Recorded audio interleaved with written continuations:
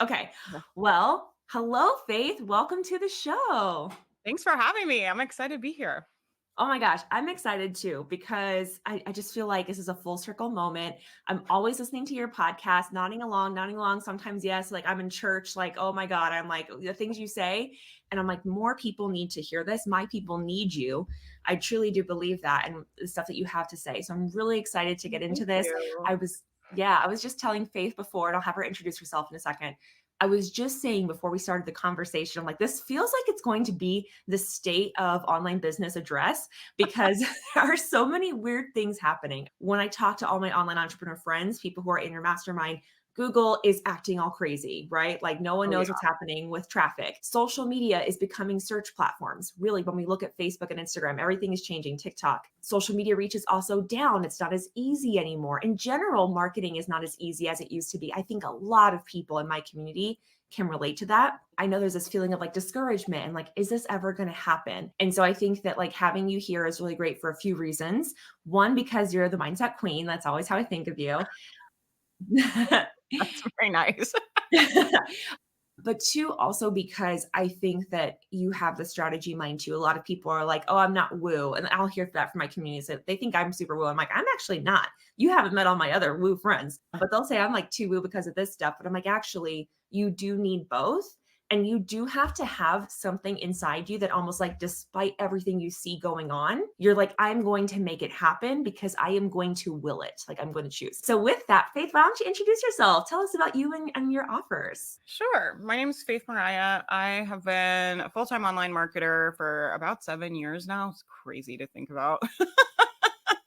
I started with a mental health blog. I scaled that blog to match my full-time income that I was making at the University of Florida. I left that job. I've been full-time ever since. Now I help people with mindset and business marketing. Once my blog took off and I was making money doing that, so many people started coming to me because their blog wasn't making money and they were like, what are you doing? Like, what you're doing is working. And I started this Facebook group where I was giving tips, and I'm like a huge nerd about this stuff, a huge nerd about marketing. So I was just sharing what I was learning and sharing what we were doing and sharing things I was testing, and grew this audience of people that were interested in getting help with their business. And I turned it into a really big second business. And eventually we closed my first business because it grew so much and there was so much demand of people needing help. Now that's what I do. I have a mastermind. We do simple business strategy. So we do 90-day plans, and then we help you with your thought work and the mindset piece. I do very, very simple business strategy. I think people make business strategy way too complicated, especially when you're a solopreneur and you don't have a team. People will try to replicate these strategies they see other businesses doing, not understanding like, oh, they have a team of people, like, oh, they have a $50,000 a month ad budget. There's different strategies that work for different seasons of business, right? So I like to help solopreneurs would come up with very simple business strategies. We execute the strategy for 90 days straight. We look at the data, we evaluate, and then we make a new plan. The problem is what a lot of you guys have probably experienced too is like once you have the plan, it's not as easy as just follow the plan for 90 days straight. Like that sounds nice when I'm sitting here saying it, but we all know 5 minutes after you make a plan, your brain's already like, but it's not working. And maybe I should do Pinterest, and maybe I should change it. And what if I sold this other thing? And maybe I should have a membership. And I really try to get my people to spend no time doing that and like spend all of their time managing their thoughts about liking their plan and sticking to their plan without all of the chattery energy leaks. So that's a little bit about me and what I do. I have a low ticket too called Creator Camp where we help people build the habits they need to post on social media consistently. I love that. And I want to also just speak to some things you said. So, like, the seasons of businessing is so real. I have so often said, like, on here, there are things that aren't for me. Like, I have to have that filter and say, that thing is never for me. That's just not how I roll. There Yeah. are things that are for me right now. Like, yes, I can do this with the resources and the time and the skill levels that I have. And there are things that are for me, but not yet, right? There are things that I can see myself doing. I'm like, I would love to do that, but I can't. And I feel like with the marketing, especially coaching, consulting world that a lot of us are looking to as people who have digital product shops, we get almost told part of the marketing of like, you can have it all right now. Like, you can afford it, put it on a credit card. That is one that just absolutely drives me Yeah, insane. me too. And then if you say out loud, like, I can't afford that, or like, I don't really have the time for that, which I can absolutely see how they can be excuses. Sometimes they are legitimate reasons to not do things. Do you want to speak to that a little bit of like how we make that decision making filter of, is this something that I'm just saying that's too hard because I don't want to do it? I feel like social media comes up for that a lot. I don't want to do this, or I don't like social media, or I legitimately don't have the time and I have to focus on income producing activities. So if you want to speak on that. Sure. I mean, as far as your business priorities, I always tell people if you've got to ask yourself, like, do you really want a business? There's an interesting thing happening in the space right now. I always use this example of like, you can't just say you want to be Taylor Swift. I want to tour and have a best selling album, and I want to jet, and I want to date a football player. What is his name? I don't know. I know he's like very famous. I forget his name. But, you can't be like, oh, I want to be Taylor Swift. But I don't wanna practice with a band, and I don't wanna have to work out, and I don't wanna have to practice dance, and it's like, well, if you want the end result, you have to want to do the activities that create that end result. Otherwise, what are we doing? And you're wasting a lot of energy. You've really gotta ask yourself, like, do you really wanna do the things to have that result? And the reality for most of us is, like, we don't want to practice with a band for 14 hours a day and do the things that are required to do that and give up our life and tour. Like most of us don't want to do that. And I went through this recently, and our brains are so tricky with this stuff, right? I went through this recently. My brain was like, I want to be more productive. I want to start getting more done. And you know me, I produce at a pretty high level, right? So for me to be more productive than I am, that means like no more chatting with my team members on Skype, wasting time. No more calling up Corlin, my friend Corlin, on Zoom and wasting time talking on Zoom. No more being on my phone, talking to people in the mastermind, in the co-working chat. When I really started looking at the things I would have to do to be more productive, I didn't actually want to do those things. So what I actually needed to do was stop telling myself I wanted to be more productive, because I was just like, Faith, if you don't want to do any of these things to be more productive, these are the options we have of ways to be more productive. If you don't want to do them, stop telling yourself you want to be more productive. Once you decide you want a business, you really need to sell yourself on like, and I want to do the work to get there. Just like it wouldn't be fun to go to the gym every day if that's your goal and you're wanting to like get in shape. I'm sure there's days where you don't feel like it, but you've got to ask yourself, and then this is a serious conversation people should ask themselves. Business is a risk. There's no guarantee. So you have to be willing to risk time or money, or a lot. For most of us, it's both, right? We're risking some time and some money. You need to evaluate your finances and ask yourself some really hard questions about like, how much money can I afford to risk? These are not guaranteed investments. There's no guaranteed ROI here. Any business you're investing in is a high risk investment. You want to have safe investment, you need to stick that money in a high yield savings account. The opportunity for payout is there, but the risk is high. Really look at how much could I afford to invest in a risky way. And that's how you should determine your budget. You should come up with a budget for yourself of the amount of money you can afford to invest in a risky way, right? There's still investments. There's still potential for a great payout. Matt and I have lots of different investments and investment accounts and real estate investments and business investments. We're not investing money we can't afford to lose. And we understand that we might have to take that hit. And we're never putting money in risky places that we cannot afford to lose. If people really cannot afford to lose the money, my answer to that is like, don't invest it in the business. Like, get yourself a safety net, get yourself a savings account, like, get yourself a side hustle, get some other money coming in that you can afford to risk, and then do it. It really grinds me because it's only ever to women that it's like, well, if you believed, you would like go all in, and if you trust yourself, and like, this is bad business advice. Let's think about this like business people, like investors here. Evaluate your income, look at how much extra money you have, and you only invest what you can afford to potentially lose. You never risk like your well-being or your family's well-being or your marriage. Financial stuff causes real stress on marriage. That's why it grinds me when I hear all these coaches saying like, oh, just like go all in and spend all this money. There's consequences for this for people, and it's something that we need to take seriously. Love it. Totally agree. And I also want to share a couple of things. I heard you say wasting time, and I know that you know that those little moments, those conversations are not wasted time. But it is so easy to get into that mindset. I only have so many hours in a day, because time is also a type of currency. You only have so much of it. If anything, it's more It's valuable arguably the because, most valuable, yeah, right? it's non-renewable, right? Like those minutes are gone. But I think the hard thing is when we productize time like that, then those things that actually feed our soul and actually encourage us to keep going can be seen as a waste. And I know that you don't think of it as a waste, but I find myself saying that too and believing that even in moments when I know I shouldn't. This year is actually a really great example of that. Like last year, I actually made more money last year than I am making this year. And at first I was really stressed about that. Some moments, honestly, I am still stressed about that. I'm like, oh, maybe I should be pitching more, da, da, da, all those things.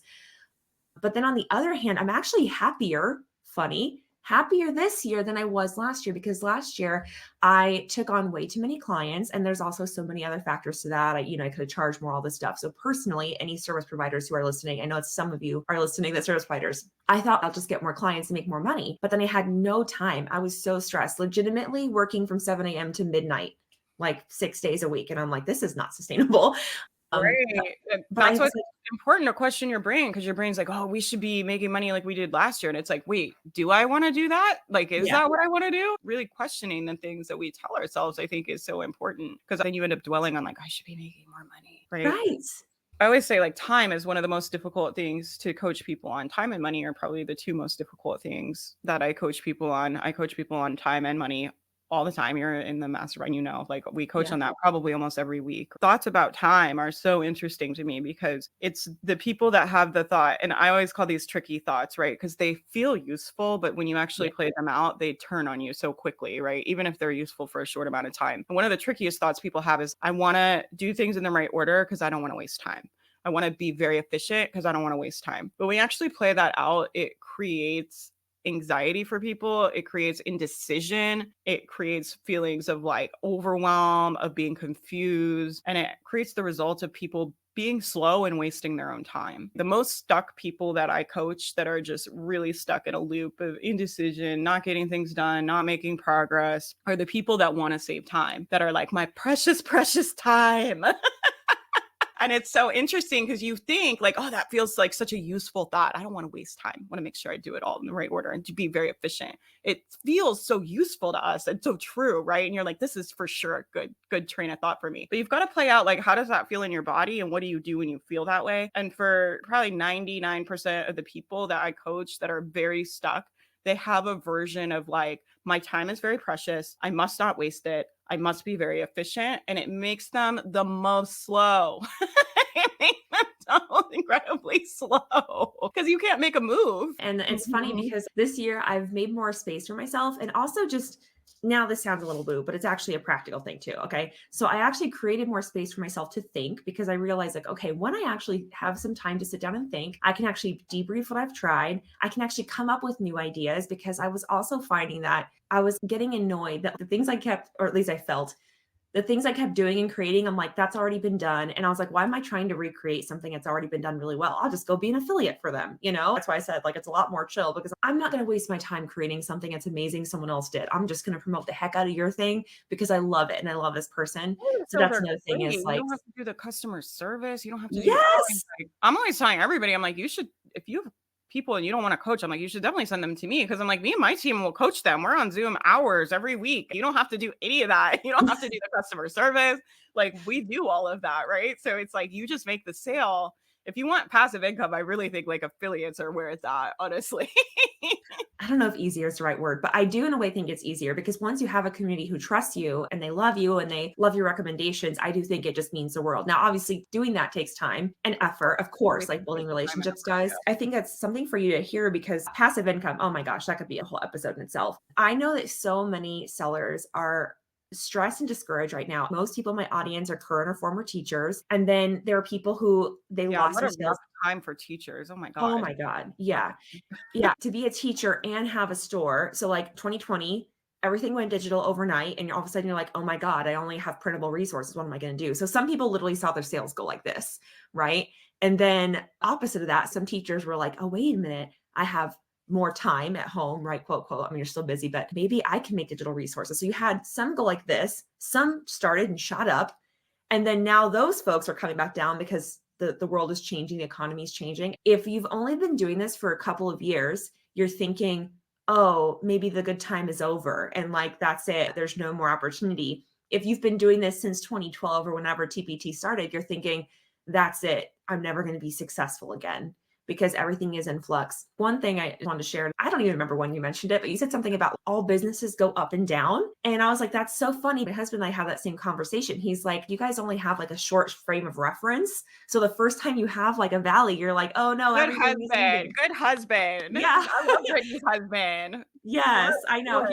He's so encouraging because I get like that too. All right. Like my brain, same thing. Like Faith always talks about she has a dramatic brain.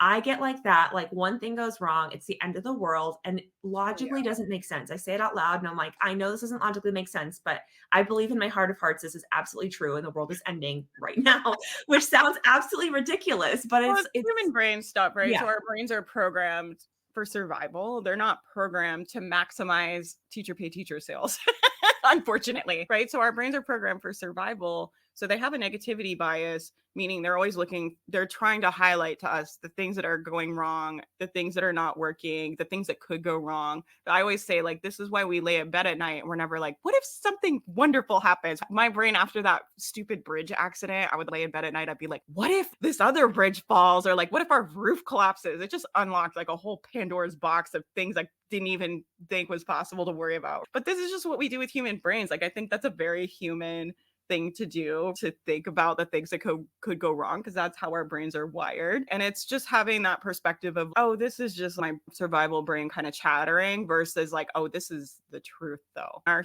brains are dramatic. So when our sales go down, instead of being like, oh yeah, this is business, sales go up and down. Even huge companies, they have good quarters and bad quarters, good years and bad years. There's times when you're up and times when you're down. And that's just normal business stuff. Instead of our brain being like, oh yeah, this is just entrepreneurship, no problem. It's like, everybody hates me and it was all for nothing. I think we all do that. Like, we all have that dialogue, right? This is why I love coaching business, because I'm a business coach and I do coach a lot about strategy, but I think it's so interesting how it brings up all of our mindset stuff. And I'm always like, having a business is the best personal development you can do, because you have to learn how to master this stuff. You can't just allow it to run on and on and on, because it will burn you out. 100%. I was actually just in an interview myself, and I was talking about how everything comes down to pitching and networking. Like all the opportunities I've had have come to like making friends online, which is so weird to say. But I realized for so many people, they get freaked out. Maybe it's like the putting themselves out there. But I was like, wait a minute, but if you're sending an email or sending a message, you're not even having to put clothes on. You could do that naked and they wouldn't know, right? So what is it about that that's freaking you out? Oh, it's the fear of rejection. It's And from what when we you're like make a that little, mean, right? It's like they said yeah, no and everyone's gonna say no. Or like yeah. or like you're kind of thinking in the back of your mind, like, this probably isn't gonna work. What am I even doing? There's part of your brain that's like, this is stupid. And then someone rejects you and you're like, you see? I knew it. I knew it. I knew this was gonna happen. Everything. No, I everybody likes knew me. it. Instead of Nobody. just being like, oh, this is part of the process. I just did a thing about this because me and my team did a big event. And I was like, yeah, we had a lot of people in this event. We pitched like over 300 people, you guys. Most people told us no. Like, even with our reputation, having done a lot of events and a lot of people knowing who I am, I feel like I'm pretty well networked in this space at this time from doing it for so long. Even with all of that, it's like most people still told us no. Like 200 people told us no, right? Only 100, I think it was about 111, I think we had in the event. But we had to pitch hundreds of people. And so instead of just being like, oh, this is the process of pitching, let me go pitch more people, we make it like mean all these really painful things. That's the power of our brain. I always say you don't get to decide what happens to you. I'm a big believer in life is a little brutal and super unfair. That's just been my life experience, right? That's my worldview. So we don't decide what happens to us. Like unfair, hard things happen to people every second of every day. But what we can decide is like what we make things mean and the stories we tell about it. A lot of times, new entrepreneurs especially tell really dramatic ass stories about the stuff that's happened in their business. And I think it's a good reminder to just audit your thinking and look at what else could it mean. I'm always like, lots of things could be true, right? So if you're like, oh, like I'm never going to make money or I'm making so much less money, it's like, that's true. What else could be true? Maybe you need to learn new skills. Maybe it's an opportunity to try something else. Maybe it's a sign to pivot the business. Maybe you need to niche down. There's lots of other things that can be true besides just like, I suck and I'm a loser and it's never going to work. So our brains love to go there, right? 100%. And like, it's funny, like I talked about like making space for things. Okay. So this last year, I dropped a lot of I shouldn't say dropped clients. That sounds so like aggressive, dropped you. But it was just like, I told them, I was like, I have to do less because I'm literally losing my mind. I was consuming so much content to repurpose it. I was getting fed all these messages. I'm like, okay, I need to just go dark for a little bit. And thankfully, my people were so understanding. I have the best community. I really do. Like, I love you guys so much. I hope you know that. So I came back and was like, okay, what is it about that? Lots of thinking, lots of reflecting in this past year. And the crazy thing is, that's why I'm saying this is where I get a little bit woo. Okay, when I stopped filling my calendar with all this stuff, which was good stuff, it wasn't like it was bad stuff. It was all good stuff. But when I stopped filling it and I was like, okay, but what do I actually want to do? And then I got invited to Antarctica in September, literally on my birthday. So I got cool. a Oh my message saying, God. "Hey, do you want to go to Antarctica?" And I was kind of like, "Yeah, someday I'd love to. That'd be so cool, but I can't really drop 12 grand on a trip. I can't even in my wildest dreams. Like, that's so much money. I don't think I can afford that. But thank you so much for thinking of me." And she's like, "No, for free." And I was like, "Okay, you should have led with that. Okay, that is a different conversation." The answer is yes. Let me just figure out how to get there. I had this crazy 2-month lead time. And I remember thinking, like, oh, wait, but what am I going to do with my other clients? All those other questions are coming up. But I was like, dang, Brittany, this is what you wanted back in 2018. You wanted opportunities like this to happen. Yeah. This was why we started doing stuff in the first place so that you could get invited, so you could do things like this. I'm getting goosebumps as I think about it. And I think it's so easy to lose sight of that. And we think, I have to make more money for all these opportunities to happen. But think about that. Actually, no, I didn't. I thought if I ever wanted to go to Antarctica, I had to be making all this money so I could spend the money, but Mhm. actually allowing space, making relationships, doing these things that can be seen as a waste of time. I think even social media is a part of that. I will forever be grateful to these tech overlords for creating social media. Like, Oh yeah. I can't believe it. I can't believe all the opportunities we get. Literally, we live in an amazing time. I hope you know that. We live in such Well, an amazing time. I want to talk about that because you mentioned how it's gotten harder for people. But I'm telling you guys, 10, 20 years from now, people are going to be looking back at now being like, oh my God, they had the craziest opportunity. It was so much easier then. It was so much better then. Social media is like investing, right? It's like the best time to start is like 10 years ago, and the second best time is now. It's just one of those things. It's always going to be easier in the past. It's easy for us to look back at like the people that got started in the 90s and be like, oh, they had it the best. It was so much easier then, right? But you've got to understand that people 5, 10 years from now are going to be saying that about now. Like the virality that people are getting still on TikTok and Reels is insane. It's the biggest opportunity I've ever seen on any platform. Like people without any platform can go overnight and potentially get millions of views on their videos for free. That's never happened. That's never been possible for anybody. Do you have a once in a lifetime opportunity where you're born in the best time, or is it hard and difficult and negative and blah blah blah? It's like both of those things are true. Which one is useful for you to spend time thinking about and focusing on, though, is what you want to ask yourself. If you want to have a social platform, is it really useful to you to spend a bunch of time thinking about how much harder it is now? It might be true. Lots of things can be true, right? I always use this example of like my brain when I drive my car. I have a lot of anxiety and stuff. That's why I'm a good mindset coach, because I'm like, my mind is like a dumpster fire. So every time I would drive my car, my brain would be like, we could die in a head-on collision. They could come into our lane and just kill us and end everything now. There would be nothing you could do about it. And that's true. And I could sit here and find statistics of all the times that's happened and find all the evidence. But all that does is create anxiety for me every time I have to drive my vehicle. So I had to make a decision, like, I want to be able to drive my car and leave my house. I'm just not going to think about this anymore, even though it could be true, even though it could happen. It's not useful to think about. So if you want to have social media and you want to have an online business, I think social media is a great opportunity. I would suggest doing the work to change your thinking to leverage the opportunity of social media, because if you want to have an online business, it's free advertising for you. Like that's what it is.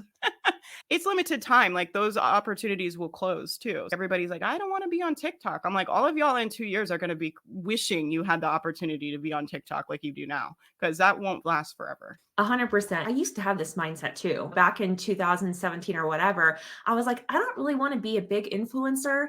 And I mean, even my thoughts on that have changed. What is an influencer? Is it a bad thing to be an influencer? Could I do good things with influence? Right. So my thoughts have shifted on that a lot. But even when I first started, which is probably where many of you are, I was like, I don't really need to be a big influencer. I just want to help people. And back then it was, I just want to help people travel without credit cards. I don't want people to go into credit card debt. to have a trip, right? There are so many other ways, like grants, and I'm not talking about that here. But now that I've seen the power of social media, I'm like, how can you not be on it? And I'm not saying on it as a user necessarily, because I do think there are some mental health issues that could come up if you're constantly absorbing other people's lives. Like we were never meant to absorb the amount of content that we are So as a, addicting. from our end. But that's different than being a creator. I think that personal development journey, like you said, with entrepreneurship, same thing with creating. It's like, what do you want to say? What do you feel like God has put you on this earth to do? Those are questions I ask myself all the time. And when you have that clear of a purpose and a mission, you're freaking unstoppable. You know what I mean? And when you can capture that on social media,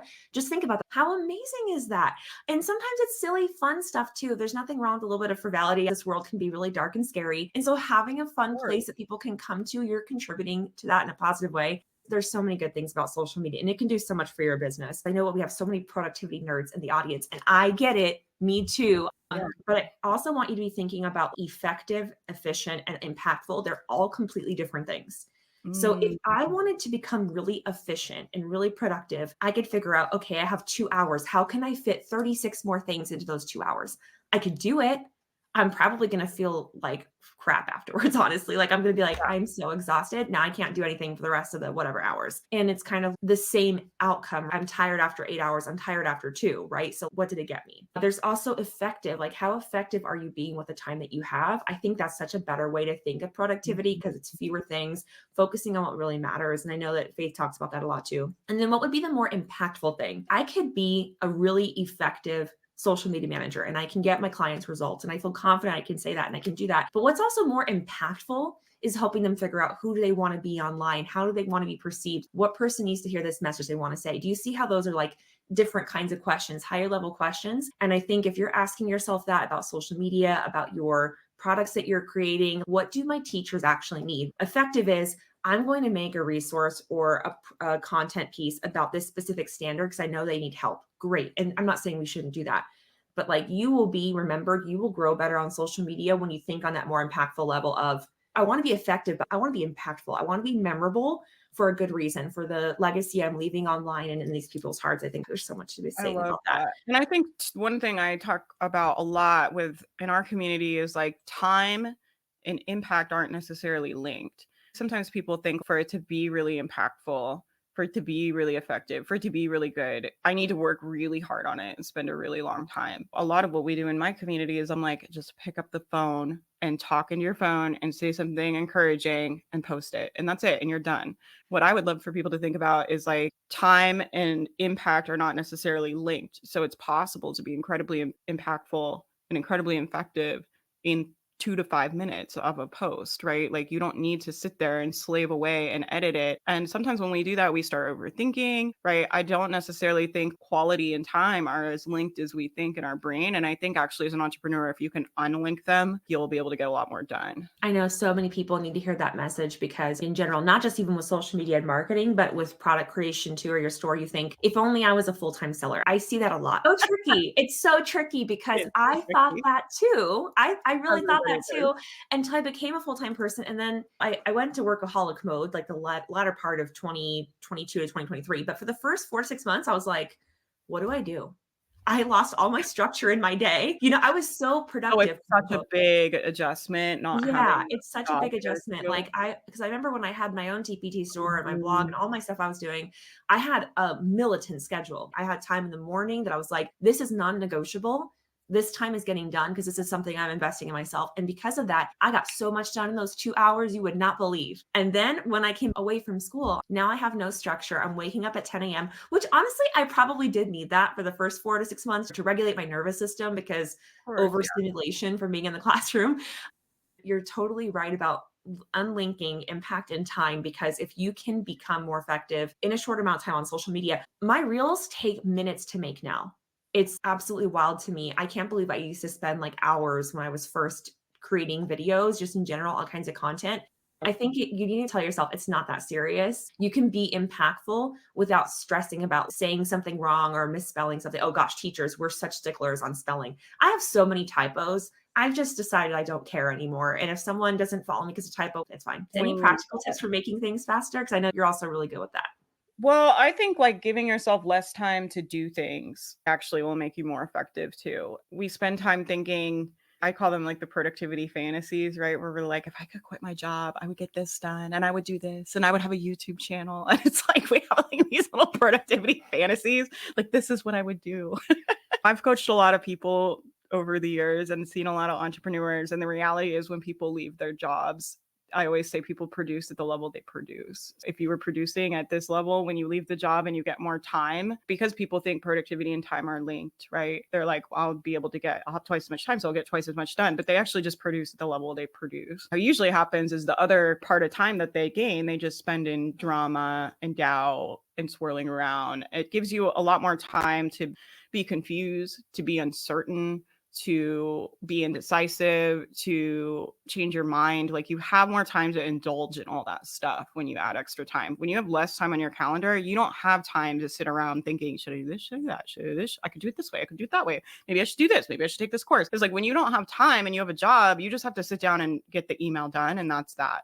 That's actually better for a lot of entrepreneurs, which is why I'm really big on like, you should give yourself office hours and tighten it up. Like, make yourself work with a little bit of urgency. Make it so you don't have tons of time to indulge in all that stuff. And just doing that will quiet down a lot of chatter for people.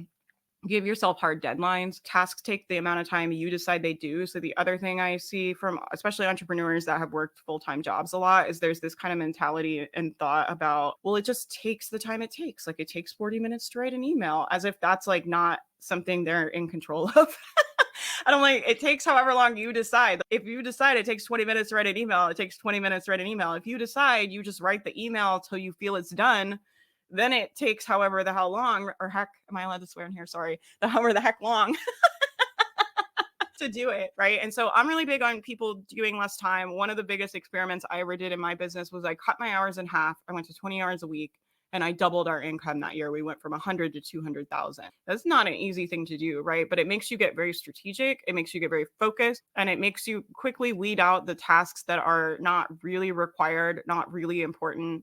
And you spend all of your time just focusing on revenue generating stuff, and everything else just has to get tabled. It makes you really good at having boundaries, at saying no. That's a great experiment to try. Is just like, if I were to have to double my income and cut my hours in half, what would I keep and what would go? I think doing that audit can really help people too, like focus on the impactful tasks. I'm a huge fan of that. Totally agree. This is another question I've asked myself on the back of that is this thing not producing the results I want really because of time, or is it because I don't have the skill or the strategy to implement it effectively? Because I hear that a lot with social media.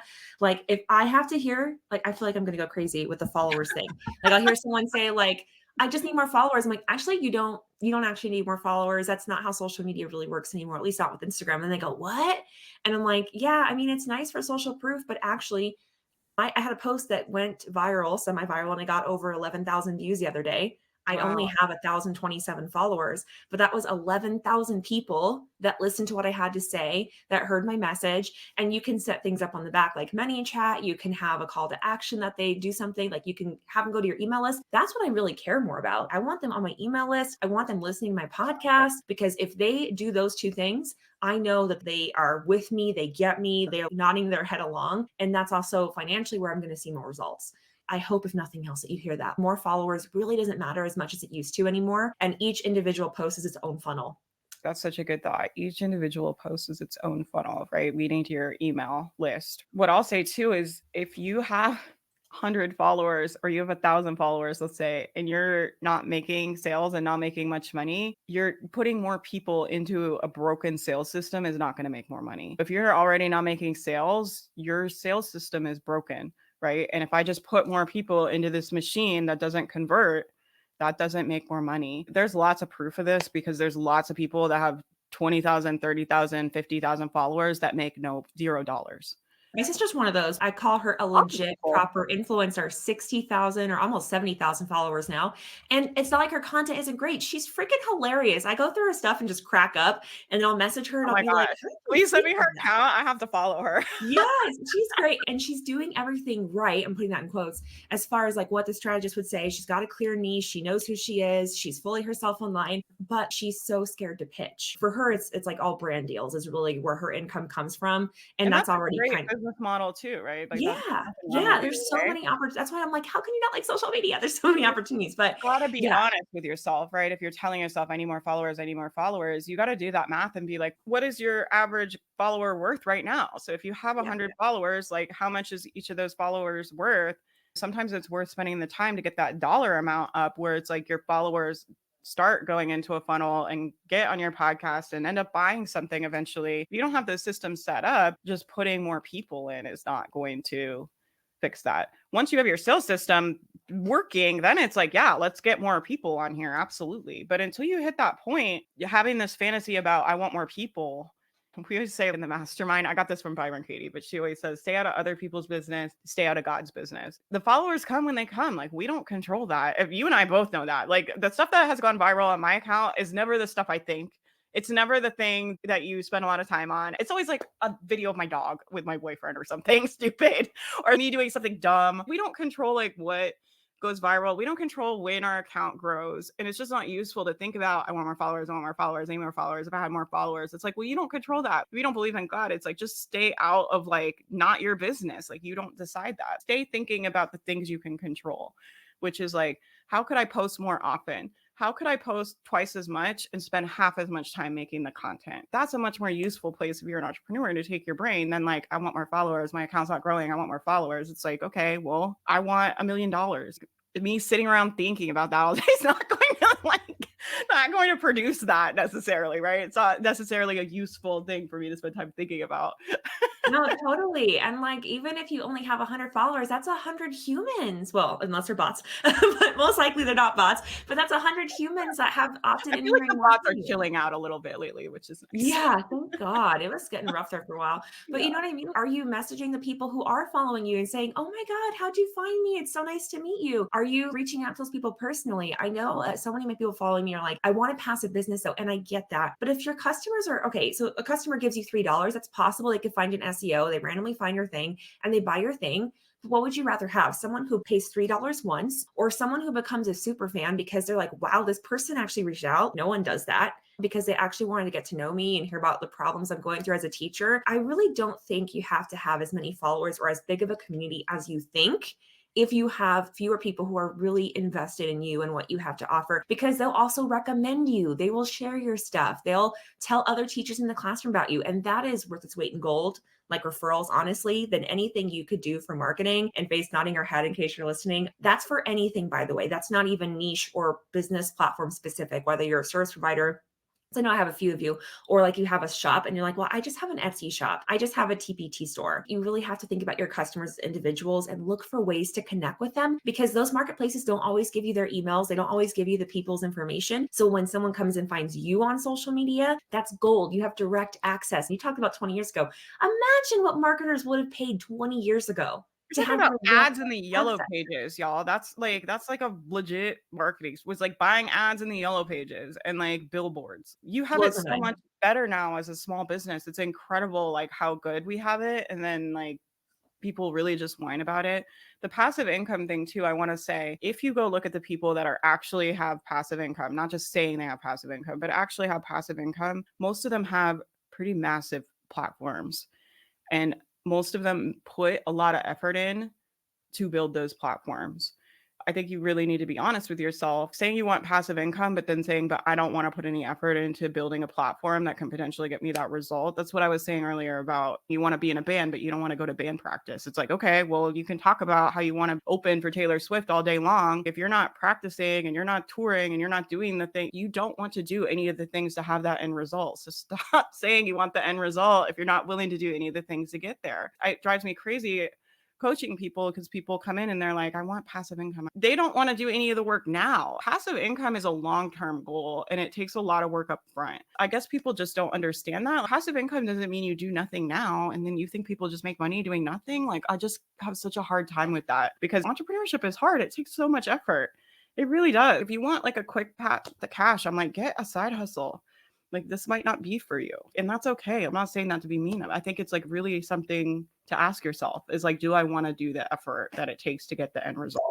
And passive income is very much that. I don't know anybody that has passive income that did not do a lot of work for years. If you look at them, they've done hundreds of podcast episodes, hundreds of videos, hundreds of posts, blog posts, like what they've probably had tons of different businesses. They have sales experience, marketing experience. They have put in a substantial amount of work to be able to do passive income. And if you don't want to do all that, you're probably not going to get that result. It's just not a real thing. If you want passive income, you need to put your money in a savings account or an investment account or something like that. But a business that takes no work, I don't know that business like in a real way. That's not real. That's why I actually just had a video about that. I was like, passive income is not real. And I got so many messages about that. And they were like, okay, but how can you talk about it? And I was like, well, I talk about it because I know that it will draw you in. Like, to be real, let's be real, because we all want that. I want it too. But truly, truly passive income where It's no something you work or build effort was, over time. Like it's yeah, something right. you Like wherever it do was put in, first like year. you're either putting it in a lot now, and that is hard when you see no dollars coming in and you're like, oh my God, what am I doing? Is this going to ever be worth it? Which some of you are at right now. Or maybe you were making money and you're like, is it still worth it? Like, I totally get it. This is like So, the mindset too. And it's like, this is entrepreneurship. I yeah, dated someone that used to do startups, right? So they would go and fundraise literally like $20 million to do a startup.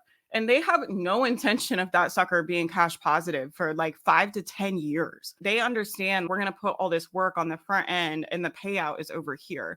And there's a lot of entrepreneurs that do not understand that. You need to put work in the front end and the payout is over here. So we're spending all this time working, being like, it's not working, it's not working. Imagine if they were doing it at the startup for 5 to 10 years, right? They're like, it's not working, it's not working. Why am I making money? Why isn't it making money? Money's going out, money's not coming in. Oh my God. Imagine if they just did that for 5 years. Like it's so exhausting and so not a good use of your time. You've got to get in a place where you're willing to invest time. If you do not have any time or money, if you truly cannot afford time and you truly cannot afford money, you cannot afford to be an entrepreneur. It requires risking time and risking money. And the less time you have, honestly, the more expensive it is. So like if you truly have no time, I'm like, you have to spend more money to get the business off the ground. It costs more. Like that's what it is. But there's no business model that requires no time, no money, and you make passive income. Like that's not real. I don't know how. It's like a rumor. I feel like it's been spread on Instagram lately. It's been driving me crazy. yeah, and I get it because it's so alluring, right? Like, who doesn't want to be on vacation and making money, right? But we have to remember too when we watch people, and I even say this too. I'm like, remember, like how Faith just mentioned, you're looking at people who have spent millions of dollars. They spent years, decades sometimes to be able to get to where they are, and we're only seeing one finite point in time. And we have to consider that. Like, we have to consider where we are, where that person is, Career what and they've done up until that point, and what they're doing now. We only see the highlight reel. I have a friend who kills it. She's making almost, I mean, she's making almost $1 million in revenue, but I could never do what she does because she works 16 hours a day and she loves it. She loves her life. And I'm like, I love having time off and hanging you're out like, with my I cat. love that for you. I love that for you. So no, I'm seriously so For happy you. for her. And I Yeah. don't want it enough. And I'm honest with myself. I don't want your life, right? I love you and I love that you love your life. I don't want that for me. I want more chill time. That is more important to me. It took me a long time to figure that out. I would love for you to think about, if you're listening, what do you actually want? Dave Yeah. kind of said this at the beginning. Are you Taylor Swift? Do you want to be Taylor Swift? Because Taylor Swift works a lot. And most people don't see that. They see her as being like kind of a frivolous girl, but she works a lot. If you've ever seen her documentaries, she's constantly thinking, how can I be better? I want you to be really honest with yourself. What do you actually want? What are you willing to put in? And what can you physically and feasibly put in right now? Faith, thank you so much for joining me. I really appreciate your time. Thanks for Where having can me. people, This was so fun. yeah, it was such a good conversation. Where can people go to hear more from you? I love all your stuff. So go ahead and share it. Yeah, I'm at faithmariah.com. I have a podcast. If you go to faithmariah.com, you can subscribe to the podcast. I also have a weekly live panel show that I do called Business Power Hour, and all the replays of that are on my blog, and they're super valuable. I get experts to come, and I just like pick their little brains and ask. I'm super nosy. Brittany knows too. I'm like, I'm like, what strategy are you doing? What are you doing? So if you want to hear me being nosy to a bunch of really successful people, go check out Business Power Hour. There's some really good tips on there. And we have a new episode, usually about every week. We probably do about 3 episodes a month that come out. And I have Creator Camp. So if you want help with your social media, you can come join us over there. And I have the Becoming Boss Mastermind if you're looking for help. We do everything in there. So if you really need like overall business strategy or I have no idea what to do, definitely check that out. And me and my team can help you. That's literally what we do, is help people with their business, create a simple business strategy, and then help you execute it for 90 days straight so you can evaluate the data and make business decisions informed on the data and the results that you're getting from your plan. So that's it, faithmariah.com. You can find all my stuff there. Awesome. Thank you so much for joining us today, Faith. Thank you for having me. This was so fun.